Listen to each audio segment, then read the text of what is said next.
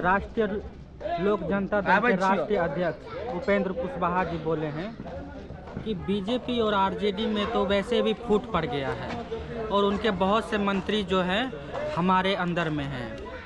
तो आप इस पे क्या कहना चाहते हैं? वो कह रहे हैं कि वो तो वैसे भी चुनाव हारे हुए हैं और एनडीए के अंदर में बहुत सारे पार्टी जदयू और आरजेडी के हमारे अंदर में हैं। तो आपको क्या लगता है, पार्टी में फूट पड़ जाएगा और एनडीए अपना सरकार बना लेगी क्या? देखिए, सबसे पहले तो चेंजर न्यूज़ में जो आप लेकर आए इसके लिए आपको बहुत बहुत धन्यवाद है।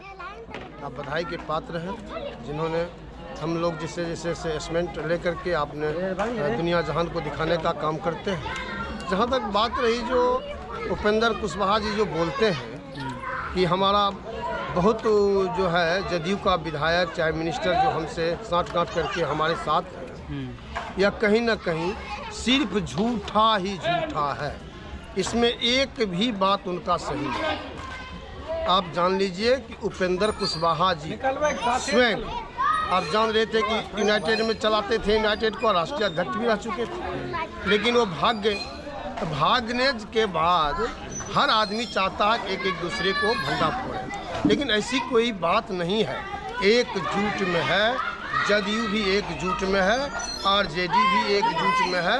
इसमें से एक भी हिलने डोलने वाला मंत्री और विधायक नहीं है। अब जहाँ तक उपेंद्र कुशवाहा जी की बात है, वो भी चाह रहे हैं कि अगर हम कुछ विरोध करें तो हो ना हो नीतीश जी हमको भी ऑफर करे भाई तुम हल्ला गुल्ला मत करो, तुम भी आ जाओ, हम भी तुमको कहीं से 2-4 सीट देने का काम करेंगे। इसी फेरा में लगे हुए हैं। एक आदमी हमारे देहात में कह रहे थे, पूर्व में बूढ़े बुजुर्ग, एक आदमी आया निमंत्रण देने और कहा कि हम जो है से भोज करेंगे, से इस भोज में हम चाह रहे हैं कि इनको नहीं निमंत्रण देंगे, इनको नहीं निमंत्रण देंगे, इनको नहीं निमंत्रण देंगे। यानी बारी बारी से वो 10 आदमी का नाम को हटा दिए। तो वो बूढ़ा आदमी थे, गुस्सा के कहे कि साले तुम ही क्यों नहीं बोलते हो कि तुम जो 10 आदमी को बार दिए हो, तुम ही कोई 10 आदमी मिल के बार दिया है। आप समझने वाले हैं, आप समझिए कि एक आदमी 10 आदमी को बार सकता है? नहीं। उपेंद्र कुशवाहा जी सीधा गई एक है और वो कह रहे हैं कि यूनाइटेड फूट है, यूनाइटेड हट गया। अरे भैया ये कहो नहीं, यूनाइटेड मिलकर हमको फूट करके हटा दिया। हम डगरा के बैगन बनल है, हम तराह माम में है कि हमको कोई न कोई सटा ले, लेकिन कहीं जुगाड़ बनने की बात नहीं है। नीतीश जी इतना कच्चा खिलाड़ी नहीं है, परिपक्व लोग हैं, बहुत अच्छे नेतृत्व करता है, कुशल नेतृत्व है इनका। और खास करके अभी जो इंडिया का जो महागठबंधन हुआ है, इंडिया गठबंधन, इसमें बहुत ही अच्छे काबिलियत से कुशलता पूर्वक इन्होंने अपना टीम बनाए हैं जो काफ़ी सक्रिय है। और इसमें उपेंद्र कुशवाहा जी का कुछ नमक गलने वाला है नहीं, इसलिए इस तरह ही माम में। अब तो उनको भेंट पकड़ लेना चाहिए, सो जाना चाहिए। उनको कोई अब जानने के लिए तैयार नहीं है, हाय तौबा में है। हमारे नरेंद्र मोदी जी भारत के जो प्रधान सेवक हैं, वो कह रहे हैं जदयू और आरजेडी पानी और तेल का मिलन है। तो आप जनता लोग को बता सकते हैं कि इस पार्टी में पानी कौन है और तेल कौन है, और जो जब साथ में मिलेगी तो पानी जो है, तेल जो है पानी को गंदा ही करेगी। तो आपका क्या सोच है इस पर? देखिए, मोदी जी का ही उनका मानसिकता जो है ना, वही गलत हो चुका है। मोदी जी गलत नहीं है, उनका मानसिकता ही गलत है। उनका जो भाव है तेल पानी का जो संबंध रखे हैं, आप जान लीजिए अगर हम लोग किसी भी आदमी को अगर ये कह दें कि तेल पानी का संबंध है, भाई बहन के संबंध को कोई तोड़ना चाहता है, भाई भाई के संबंध को कोई तोड़ना चाहता है, ये संभव है? यह एक एकजुट है, अच्छी संगठन है। इसमें मोदी जी इनको देख करके वो स्वयं व्याकुल हो चुके हैं कि अब बिहार में मेरा कोई एक भी सीट, मैं दावे के साथ कहता हूं कि इंडिया गठबंधन के बाद अगर कोई भी माई का लाल अगर एक भी सीट ले लिया, उस दिन से हम लोग राजनीति में नहीं पांव पसारेंगे, मेरा भी दावा है। मैं चैलेंज के साथ कहता हूं, बिहार में पुनः यही इंडिया सरकार होगी और यहां से देश तक में इनका 1 नंबर में एमपी चुन के जाएगा। अगर उसका नाम होगा तो होगा बिहार, जो 40 में 40 सीट देने का काम करेगा। वो ये भी कहते हैं कि जदयू और आरजेडी ने ही बिहार के लोगों को बाहेड़ी बना दिया है। बाहेड़ी मतलब क्या कि यहाँ रोजगार नहीं देकर दूसरी जगह जाना पड़ता है कमाने के लिए। आपको क्या लगता है जदयू आरजेडी का ही काम है ये यहाँ के लोगों को बाहरी बनाना? देखिए, यह काम था केंद्र सरकार का कि केंद्र सरकार अगर चाहते कि हम अपने पूरे देश में बेरोजगारी को दूर करें, संभव था, लेकिन उनको समझ गए कि हमको सिर्फ अडानी अवानी को ही गरीबी मिटाना है। बिहार को नहीं, महाराष्ट्र को नहीं, उत्तराखंड को नहीं, गुजरात को नहीं। उनके दिमाग में बस 2-4 ही हैं जो गरीब है उनके नज़र में, अडानी अंबानी जैसे जैसे लोग, समझ रहे हैं ना। इसलिए नीतीश कुमार जी, माननीय मुख्यमंत्री बिहार सरकार एवं उप मुख्यमंत्री सम्माननीय तेजस्वी यादव जी, दोनों अपने विचार विवेक से इन्होंने कहा कि मैं किसी पर कोई भी प्रतिबंध नहीं लगा रहा हूँ।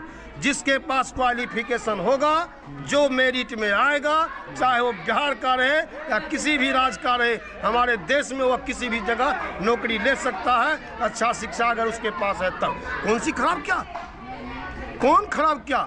आज अगर नाम हो रहा है यूपी में, आज अगर नाम यूपी में अगर चल रहा है, वहाँ के युवाओं में एक ऐसा माहौल खड़ा हो चुका है, वह कहता है अरे सरकार को देखना है तो बिहार जाके देख, कितनी अच्छी सरकार है। 10 लाख की बात की है, हो ना हो 24 नहीं 25 पार करते करते 20 लाख युवाओं को नौकरी मिलने जा रहा है। तेजस्वी यादव जी कहते हैं कि हम बोलते नहीं हैं, हम काम करके दिखाते हैं। लोग स्वयं जान जाता है तो हम आखिर हैं क्या। ये बोलते नहीं हैं, ये मोदी जी के तरह नहीं कहते हैं भाइयों बहनों गैस देंगे, झाड़ू देंगे।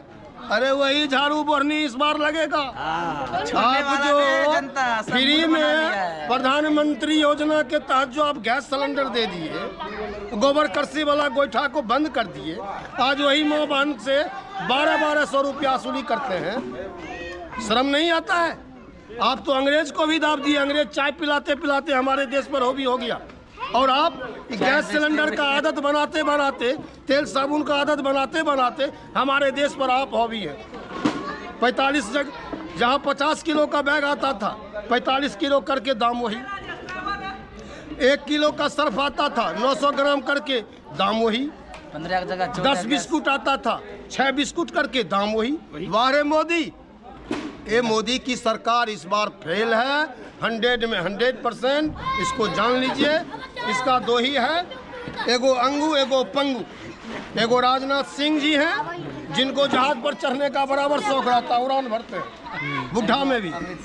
उनको देश पर ध्यान नहीं है, उसको सिर्फ उड़ान भरने पर ध्यान है। और दूसरा है अमित शाह जी, जिसको अपना बेटा पर ध्यान है कि क्रिकेट बोर्ड का अध्यक्ष, कहीं फलना बोर्ड का अध्यक्ष। अगर यह देश में गधा पर चढ़ने वाला अगर कोई फंक्शन आएगा, उसमें सुन लीजिएगा कि 1 नंबर में वही होगा, अमित शाह का बेटा ही का है। बहुत बड़का लोग है, गधों पर चढ़ने में 1 नंबर में होगा। अभी तो हवाई जहाज पर न चढ़ते हैं, गधों पर चढ़ने में 1 नंबर में है। क्रिकेट बोर्ड का अध्यक्ष बना दिया है, उसके पास कुछ कैपेसिटी। एक आखिरी सवाल, अमित शाह जी का बात आपने किया। अमित शाह जी कहते हैं अगर बीजेपी को अगर आप बिहार में जिताते हैं तो राम मंदिर का जो है ना सफ़र फ्री में करवाएंगे सभी लोग को। आप बहुत तो क्या लगता है कि लालच देकर क्या बीजेपी को वोट करेंगे लोग? मैं आपको साफ तौर पे कह देना चाहता हूँ, नीतीश कुमार जी के नेतृत्व में और तेजस्वी यादव जी के नेतृत्व में जो अभी शिक्षा का एक माहौल जगा है, इस चीज़ को देख करके वो व्याकुल हो चुके हैं कि भाई अब तो सब शिक्षित हो रहा है। आज जो ग्राम चौपाल जा कर के आदमियों के बीच हम लोगों जो रखे हैं इस शब्द को कि आप लोग जागरूक होइए, आपका शिक्षा है, आपका सम्मान है, आपका अधिकार दिया हुआ है। बाबा भीम साहब अम्बेडकर आपके अधिकार को लिख चुके हैं, आप दबाने वाले कौन होते हैं? एक गहलोत की बात है उनका, इसमें साफ बड़का झूठा पार्टी में, वाकई में बड़का झूठा पार्टी निकल रहे हैं ये लोग। इनके पास अब कोई अस्तित्व देश में नहीं है, पूरे देश को ही खोखला करने का काम किए हैं। आप समझने वाले हैं, आप स्वयं समझिए कि एक ही आदमी को बराबर या कर्ज लेना, कर्ज माफ करना, और किसान के ऊपर जो कर्ज है कभी ध्यान दिए हैं? उतना दिन से 2-2 4-4 माह लगातार, मैंने साल कहिए ना, साल लगा दिया वहाँ के किसानों ने, लेकिन कभी उलट के नहीं देखा। जो आपको नमक रोटी देने का काम करता है उसकी चांद के साथ आप धोखाधड़ी करते हैं। शर्म होनी चाहिए। काहे का आपको तो बने बनाया हर चीज़ होटल से आता है। 10 डॉक्टर मेडिकल मिल करके आपको चेक करके भोजन खिलाता है। आपको क्या पता है कि किसान किस तरह धान उपजाया, किस तरह मकई उगाया, किस तरह गोट उगाया, किस तरह गेहूँ उगाया, वो आपको पता है? नहीं है। लेकिन वो तो कहते हैं हमने गरीबी को देखा है, गरीबी में जिया है। एकदम झूठा। आप बताइए अमित शाह जी के बेटे का उम्र और अमित शाह जी कितने दिन से इसमें हैं, आप तो स्वयं समझ सकते हैं। नहीं समझ में होगा? क्यों नहीं हम लोग समझेंगे? काफ़ी झूठा पार्टी है, बेईमान पार्टी है, निर्दयी पार्टी है। या किसी को इस देश में नहीं चाहता कि कोई लोग उभरे, किसी को उभरने नहीं देता। ज्यों ही कोई इनके विरोध आवाज़ उठाएगा उसको जेल की रोटी तुरंत खिलाने का काम करते हैं ताकि दहशत में रहे, मेरे विरोध में आवाज़ नहीं उठा सके। यही इनका मेन काम है। और मैं अंतिम में आपको कह देना चाहता हूं कि इस बार 24 आने दीजिए, एक भी सीट इनको नहीं मिलने जा रहा है बिहार से। और उपेंद्र कुशवाहा जी को भी मैं आपके माध्यम से संदेश देना चाहता हूं, आप जहां हैं स्थिर हो जाइए। वो आप है तोता, आपको अगर यहाँ से कहा जाता, सिखाया जाता कि बोलो सीताराम, तब आप बोलते हैं सीताराम। और अयोध्या में आप बच्चा को भेजने जाते हैं दर्शन कराने। अरे दर्शन कराना है तो करा दीजिए मेडिकल कॉलेज का उस बच्चे को। अगर दर्शन करवाना है तो करवा दीजिए उस इंजीनियरिंग कॉलेज को दर्शन, जहां हमारा बच्चा होगा और देश के लिए कुछ ना कुछ करेगा। आज हमारा देश दूसरे देश से कोई हेलीकॉप्टर खरीदता है, विमान खरीदता है, तोप खरीदता है, वह स्वयं अपने यहाँ बनाएगा और आत्मनिर्भर बनेगा। और मेरा देश दूसरे विश्व में अपना नाम परचम पर पहुँचाएगा कि हमने अपने हाथों से बनाया और हमने दूसरे देश को अपने देश में धंसने नहीं दिया। कितना ताकतवर मेरा देश है, लेकिन वो खोखला करके रखने वाला काम करते हैं। इसी के साथ जय हिंद, जय भारत, जय राजद परिवार।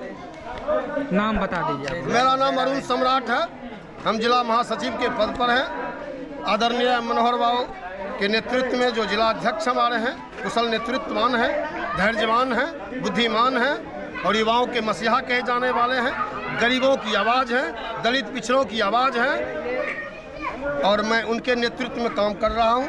बहुत कुशल नेतृत्व मिल रहा है और हमें विश्वास है उन पर। आए दिन चारों चांद लगाने का काम करेंगे।